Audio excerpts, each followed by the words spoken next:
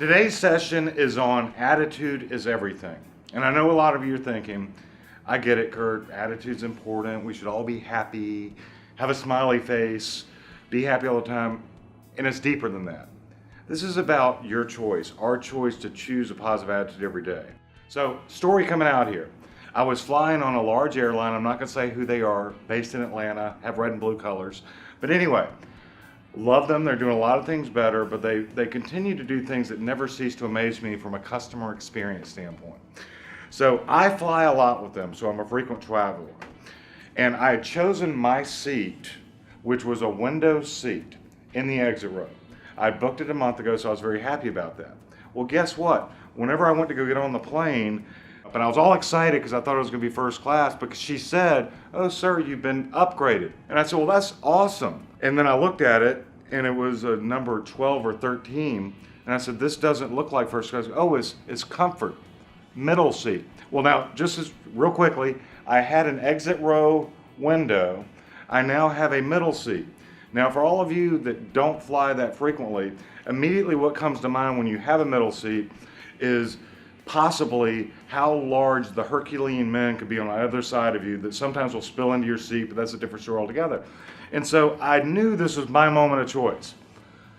I could choose to be angry, or I could see if I could talk to them rationally to get it done. Well, at the exact same time, there's a guy beside me at the counter who had the exact same thing happen to him, and I saw how he chose to respond.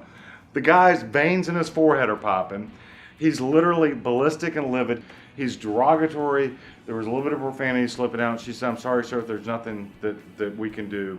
And I'm certain he very well may have ended up with a seat in the lavatory. So I got on the plane, long story short, I was very nice and I said, "Please, is there anything that you can possibly do?" And they gave the person who had just been yelling to the gate agent my seat, and I actually did get the last ticket, the last seat in first class. So why do I tell that story? Because it was a moment of choice in choosing how you respond to it and the outcome that we get. Let me shift gears, different example. A lot of you are parents. There's lots of emotional things that could happen. I personally have 2 teenagers still in the house. They're getting ready to go to college. Couldn't be more proud of them. So I'm not saying these are my kids, but I was talking to another parent friend of mine, and they came home early one Friday night to find all their teenagers out back drinking and smoking pot. How do you as parents respond? I'm just processing this. Came home early, all their kids are out back. Well, the parent I'm talking to, the dad, is ballistic. He's livid. He said, "I just wanted to tear into them. I cleared the house out." And I said, "This is never going to happen," berated the kid. And I asked him, I said, "What do you want?" He said, "What do you mean what I want?" I said, "What do you really want out of the situation?" If you really flesh all that stuff out, I'm not in any way, shape, or form minimizing what they did. Please understand that. This is not about whether you believe in pot or kids being able to drink in their senior year in high school. This is about what do you really want for the kids. And when I really got him calm about it, it was wants the kids to be safe, make good decisions, and take advantage of all these incredible opportunities that they have. And he really was concerned about their safety. That is a radically different conversation than the emotional response.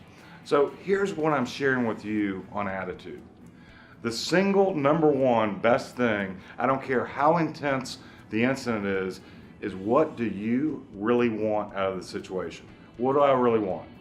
Because if you ask that question in most of these situations, it centers you.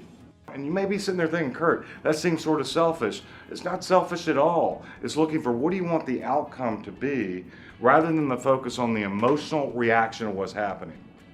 That's what an awesome attitude is, because we're all going to have bad stuff happen. Again, we're all going to have bad people happen. But these are the things that can help you. There's really 3 things that are going to happen. The stimulus, right? Whatever emotional thing happens is potentially going to jack you up and get you excited. There's then a moment of choice.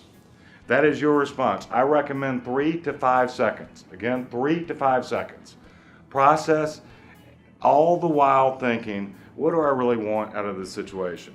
And it really does help change how we focus on the positive and maintain the attitude. This is going to help us get us where we want to be. Let me know how it works. If you heard something you like, put it in the comments section. And again, if you're liking the content that's coming out, really would appreciate you liking, sharing, and subscribing to the channel.